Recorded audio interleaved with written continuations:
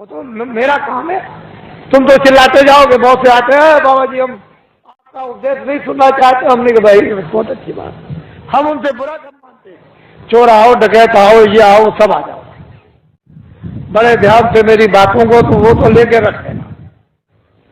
अब मैं कुछ आपको सुनाना चाहता हूँ।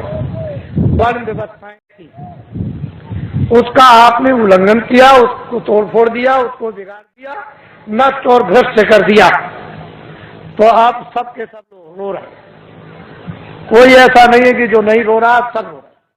अगर कहोगे नहीं भाई धनी मानी हंस रहे ना, वो तुमसे ज्यादा रो रहे हैं, वो तुमसे भी ज्यादा भयंकर रो रहे। लेकिन तुम क्या कहते हो कि नहीं धनी हंस रहा। मैं कलकत्ते में बैठ के एक बगीचे में चुपचाप बैठा हुआ था, तो दो आदमी बड़े सेठ पास में बैठ गए और आपस में बात करने लगे। अरे क्या जमाना है,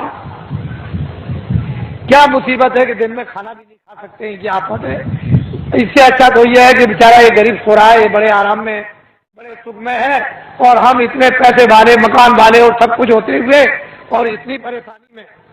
तो हमने कहा अरे सेठ जी क्यों आप चिल्ला रहे हो, पहले तो तुम ये देखो कि ये जो सो रहा है वो कौन है, उसको जगाओ।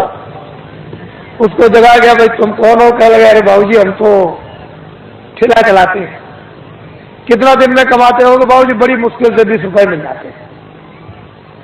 तो अरे भाई ये बताओ कि दुनिया में सुखी कौन है? कह लगे जिनके पास कोठियां, जिनके पास मोटरें, जिनके पास कपड़े, जिसके पास धन है और जिसके पास ये और जिसके पास वो। बस हमने तो देखा सेठ जी तुम कितना रो रहे थे, तुम सुखी और तुम कह रहे थे दोनों ब्रह्म, ना वो सुखी ना वो सुखी। मैं वो सोच रहा है ये सुखी होंगे, ये सुखी होंगे।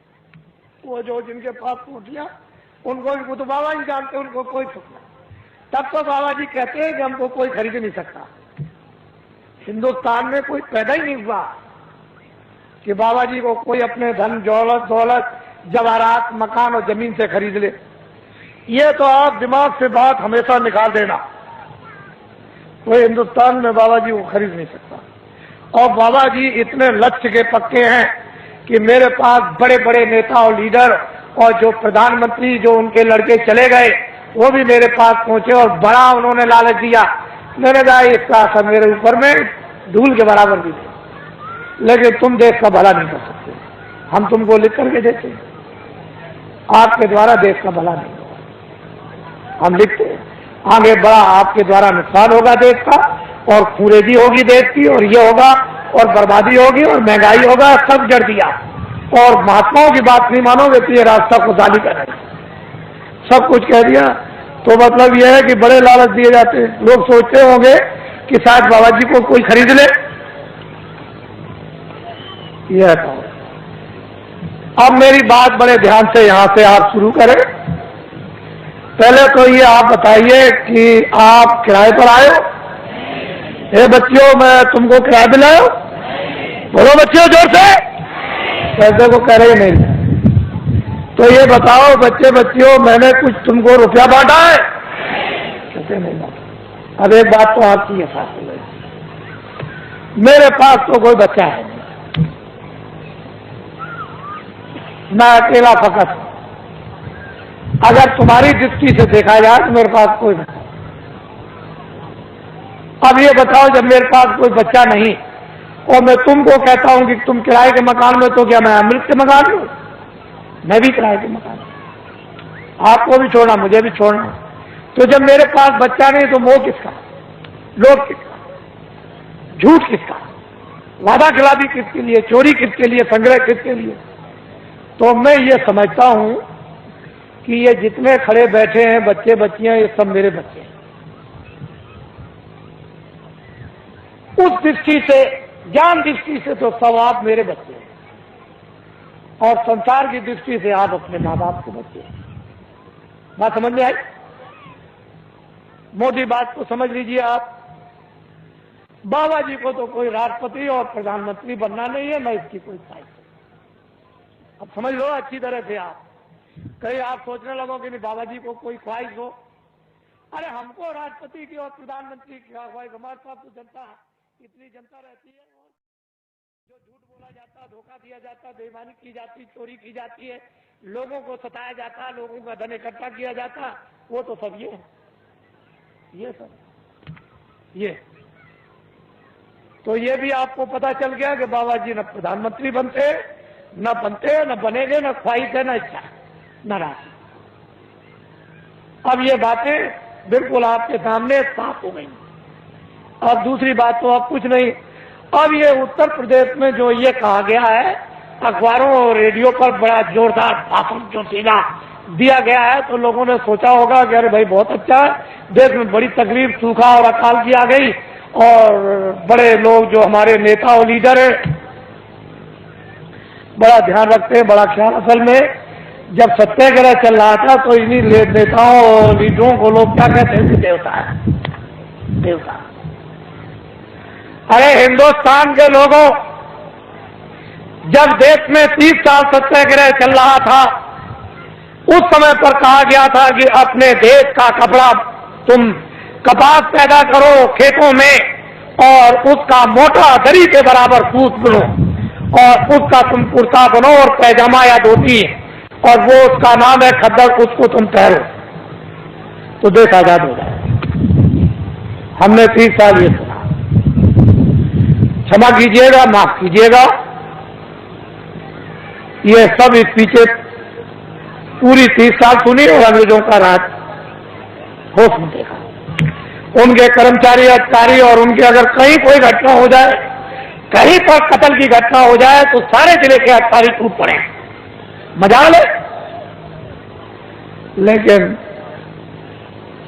क्या 6 पैसे तोला चांदी मेरे सामने, शुद्ध प्योर, कहीं मिलावट का नाम निशान नहीं, 12 रुपए तोला सोना मेरे सामने बिकता था।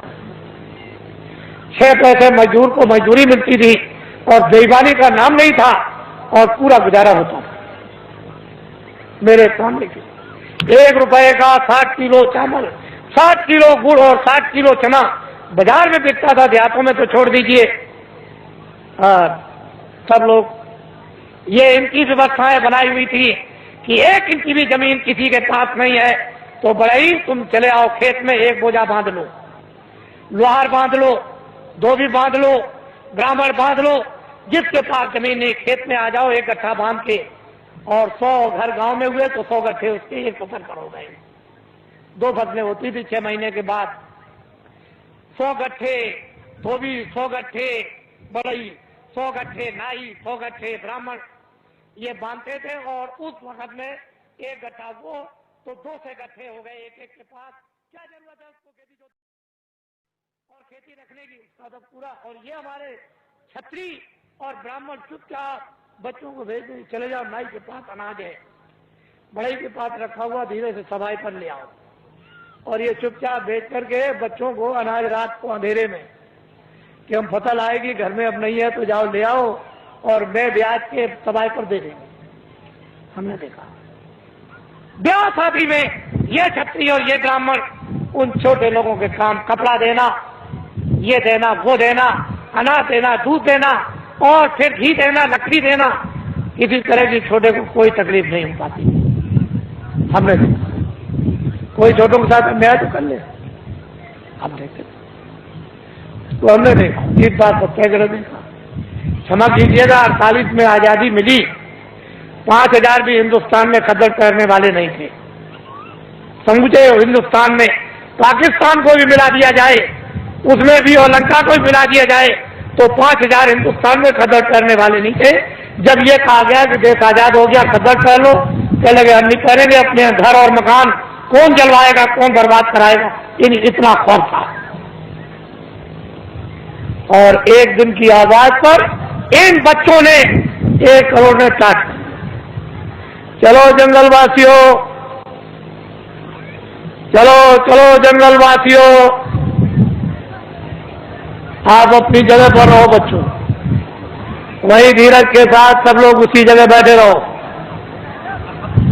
अपनी अपनी जगह पर बैठे रहो।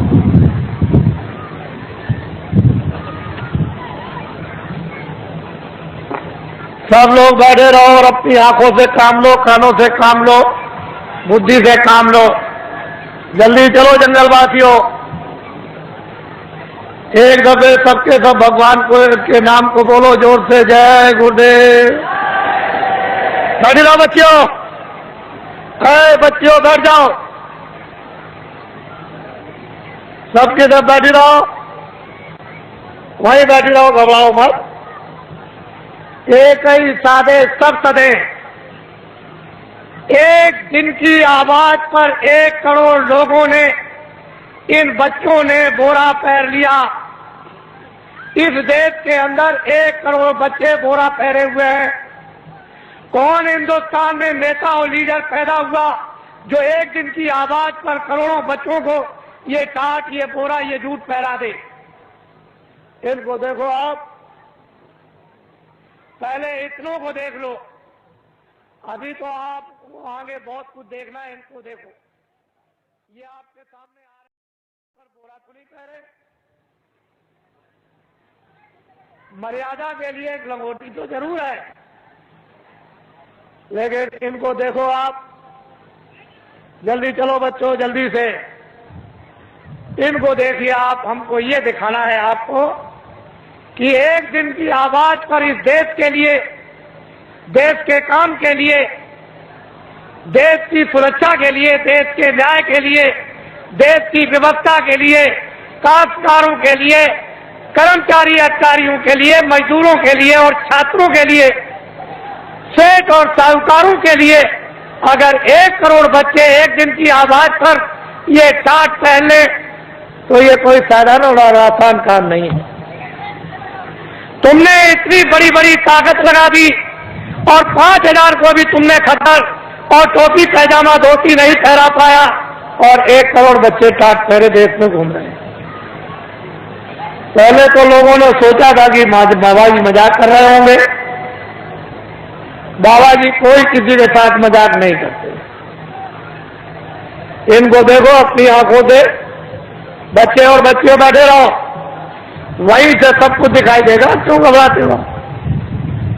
सब दृश्य दिखाई देगा, पूरा का पूरा। तो रात अंधेरे में तो हो नहीं रहा, ये तो आपकी आंखों के सामने रोशनी में हो रहा। बड़े ध्यान से आप इनको देखें और हमारी बातों को चुपचाप शांति से सुने। कोई बोलेगा नहीं बैठाने वाला, अपनी अपनी आवाज को बंद रखो। इनको देख लीजिए आप,